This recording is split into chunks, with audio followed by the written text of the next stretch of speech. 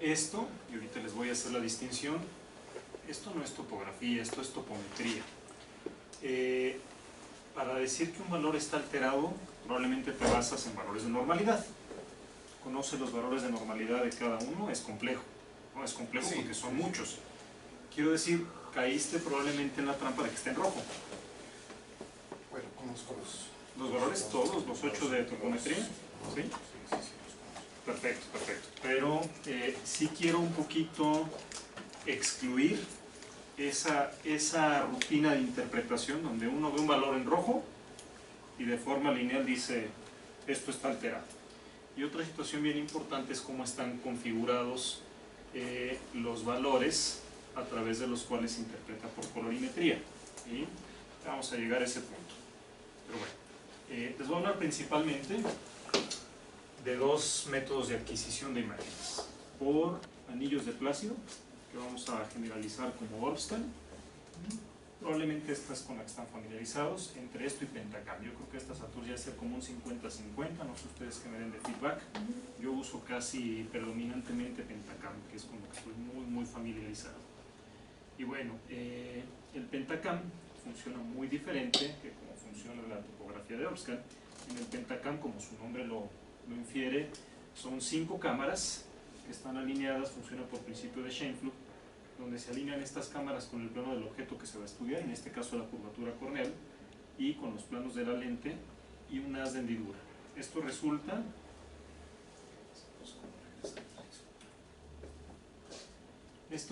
en que el Pentacam, a diferencia del Orbstan, es tomógrafo, topógrafo, paquímetro y topómetro. No solo es un topógrafo como podríamos pensar. Y todo este principio que les platicaba de forma muy simplificada de la adquisición de imágenes, resulta en que es un estudio no invasivo, que en el curso de 2 segundos puede generar 50 cortes y registradas a 138.000 puntos de elevación en la córnea. ¿Sí? Y el principio rotatorio pues, nos provee una amplia cobertura de la superficie, tomando como centro de referencia el ápex corneal. ¿De acuerdo? Y estas imágenes que están seccionadas ya se corrigen, se referencian y se integran para un modelo tridimensional que ahorita les voy a mostrar. Y siempre que tenemos una adquisición de valores, podemos empezar a correlacionar esos valores. ¿Sí? Vamos a decir que valores A, B, C, D, H. ¿Qué relación guarda el A con el H? Y esas relaciones, a través de funciones logarítmicas, generan valores que vamos a llamar valores de topometría, que es lo que Hugo nos dice que conoce, lo de normalidad, ¿no? Y a partir de dichos valores, esto es bien importante, ahorita vamos a acabar de entender bien la topografía, pero una topografía, ¿en qué dimensión está? Pues el documento que estamos interpretando, ¿en cuántas dimensiones está? Es bidimensional, ¿no? No estamos viendo realmente una elevación. Entonces la forma de simular o de representar una elevación es con colores. ¿De acuerdo? Si yo veo un plano y tengo que decir esta parte está más elevada, con colores.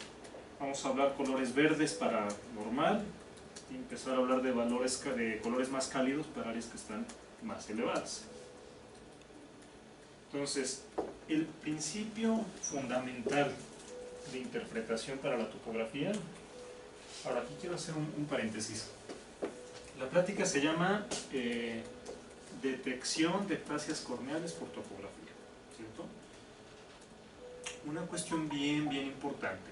¿Conocen algún otro estudio diagnóstico para ectasias corneales? ¿Alguna alternativa que no sea el topógrafo? ¿No? ¿Julio? Pues debe de ir de observación clínica, ¿no? Pero yo creo que la clínica es complementaria, pero no es sustitutiva, ¿no? O no funciona como un método alternativo diagnóstico. Que es decir, difícilmente vamos a diagnosticar una ectasia, sobre todo ectasias en el límite con la clínica. Terminamos en la topografía. A lo que voy es que la plática tranquilamente se podría llamar detección de ectasias, y ahí punto, y tenemos que hablar del topógrafo. ¿verdad? Y no es criticarlo, es darle ese valor a la topografía. O sea, la topografía casi está diseñada para la detección de ectasias, ¿sí? Porque los otros, el otro par de utilidades que le podría encontrar, que uno es, todas las estimaciones que yo hago para la cirugía refractiva son a raíz de la topografía. Pero esa primera topografía se hizo como un screening para discernir que ese paciente no tenga una ectasia corneal o por lo menos un riesgo de desarrollarla. Entonces, estamos hablando de lo mismo, la topografía va todo el tiempo orientada a la detección de ectasias, ¿sí? Y los valores que ustedes me pudieran decir, doctor, yo utilizo la topografía para la adaptación de lentes de contacto. Vaya, es que eso sí se pudiera probablemente adquirir un autorrefractor. Ahí sí a lo mejor podríamos obviar la topografía, ¿cierto? Entonces, pues, si la topografía va muy orientada a la detección de ectasias. Y el principio fundamental de interpretación topográfica es la simetría, porque la córnea es una estructura que cuando es normal tiende a ser muy simétrica, y el ser humano le gusta la simetría, ¿cierto? O sea, los estándares de belleza, los cánones de belleza que tenemos siempre son relacionados a simetría, ¿cierto?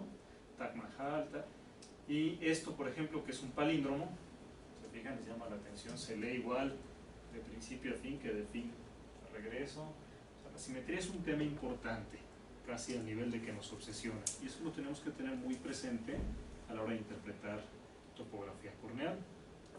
Quiero decir, ¿cómo puede funcionar esto? Déjenme ver que no se haya pasado en... Vamos a lo siguiente, para que esto sea muy orientado. ¿Normal o anormal? Sin miedo. Normal, dicen aquí, consenso normal. De este lado, ¿normal o anormal? Anormal, ¿ok? ¿Color? Está muy fácil, color. Verde, caray. El vestido. Negro con blanco, ok. Anormal, color. Ok, ¿qué pasa en estos casos? A ver, ¿es azul o es blanco? ¿Alguien lo ve blanco? ¿No? Digo, no porque la muestra aquí es pequeña, pero de repente va a decir que lo ve más parecido a esto, ¿sí? Estos casos son los que son un verdadero problema, ¿sí? Estos los van a detectar como normales y estos los van a detectar como anormales, pero en los casos límite, para eso estamos acá, ¿no? Entonces, vamos a ver esta. Tipo de estudio. OPSCA, ¿no? Un OPSCA, vamos con anillos de plástico.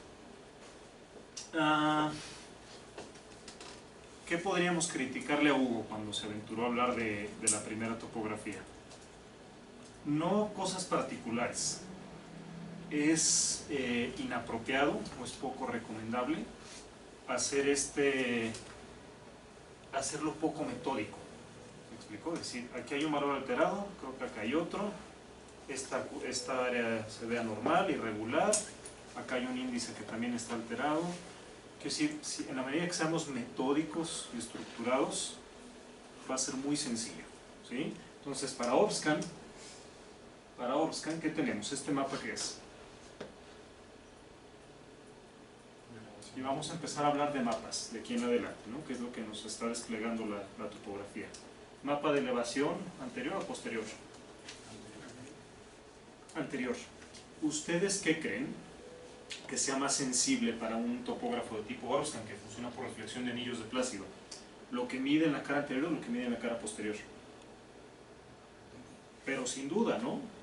Porque si los valores alterados en la cara posterior hay que ponerlos muy en duda, no es el método ideal de adquisición de imágenes. ¿Y qué ven aquí?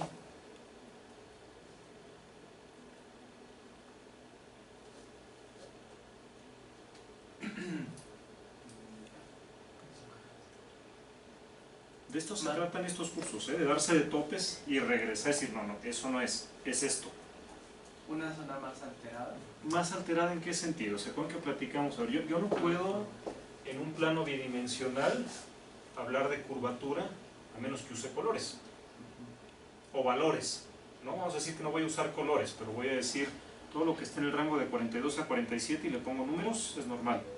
Y por ahí si aparece un 58, aunque no lo están viendo elevado, ¿no? Ya con esta introducción, el 58 va a decir, en esta región hay una curvatura normal. Entonces aquí con los colores, vean que hay una elevación inferior. Y esta imagen, que nosotros decimos que es como en pinzas de cangrejo, ¿cierto? Aquí. Es algo que nos permite vincular la topografía a la degeneración marginal pelúcida, que es otro tipo de ectasia corneal, y ustedes dijeron que ya ectasias corneales dominamos. Pero ¿qué pasa cuando este mismo paciente, el mismo, lo cambio de topografía de Opscan a una topografía de Pentacam? Díganme si preserva la imagen como en pinzas. Entonces, esto realmente no es una degeneración marginal pelúcida como el Opscan podría hacer parecer. Es un cono, que además es lo más prevalente, ¿no? O sea, es raro. Entonces, eso que parecía una degeneración marginal pelúcida realmente es una degeneración marginal con artefacto, ¿no? Por haberla interpretado con anillos de Plácido, ¿sí? Entonces, pareciera, si me dan la razón, que es más sensible el Pentacam. Y esto es como manejar estándar y automático, ¿eh? O sea, el rato que manejan el estándar y les ponen automático, lo dominan. Entonces, más vale que aquí dominen la topografía que es más compleja, para que eso derive en que las que son más accesibles no les cause ninguna dificultad. Entonces, ¿esto qué pensarían? ¿Cono o marginal pelúcida? Marginal, ¿no? Totalmente parece, ¿no? Y se acuerdan que les hice la observación de que el Pentacam no solo es topógrafo, es también tomógrafo. Es una tomografía de segmento anterior. Fíjense el adelgazamiento, fíjense cómo va teniendo una correlación. Es un espesor normal y viene el adelgazamiento inferior, ¿cierto? Entonces el Pentacam tiene módulos. El día que tengan duda con un mapa, hay un artefacto en la interpretación de estudios. A mí me llega el paciente y me dice, doctor, aquí está mi topografía. Eso es algo estático, ¿cierto? No quiere decir que estoy viendo nada más una escena de la película. Si tienen duda pueden pedir el resto, ¿sí? Yo puedo decir, a ver, no te imprimieron la imagen de tomografía, me interesa verla. Pues conozcan que hay diferentes módulos, no solo los mapas, que es lo que a lo mejor piensan directamente con una topografía. Entonces, ¿cuál era el primer concepto de topografía? ¿Cuál es el principio fundamental de interpretación? Lo acabamos de decir, les puse imágenes.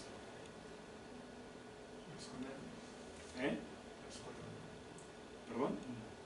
Les puse imágenes de una actriz y del Taj Mahal y de un techo, la simetría. La simetría, eso es lo primero que tenemos que tener en mente para diagnóstico de ectasias corneales con topografía. ¿Qué pasa? Que si alguien me dice, vean esto es ojo derecho y ojo izquierdo. ¿Qué me dirían del ojo izquierdo? Si yo les pongo este mapa. ¿Normal o anormal? Este nada más. Normal, ¿no? ¿Qué dirían? Normal, así de grueso. Normal, ok. ¿Qué pasa? Que las ectasias corneales son un problema que, si hablamos de la fisiopatología, tiene que ver con alteraciones genéticas de la colágena. Quiere decir que no hay ojo derecho con queratocono y ojo izquierdo sin queratocono, ¿no? O sea, es una enfermedad bilateral, por definición. Entonces, si caemos en esa trampa de interpretar nada más ¿qué van a decir? Está normal, ¿no? No, adelante, luz verde. ¿Y qué pasa si les pongo el otro? Es el mismo paciente, ojo derecho y ojo izquierdo. Entonces, la primera negativa que tendrían que tener en una topografía es a no ver los dos estudios, los dos ojos.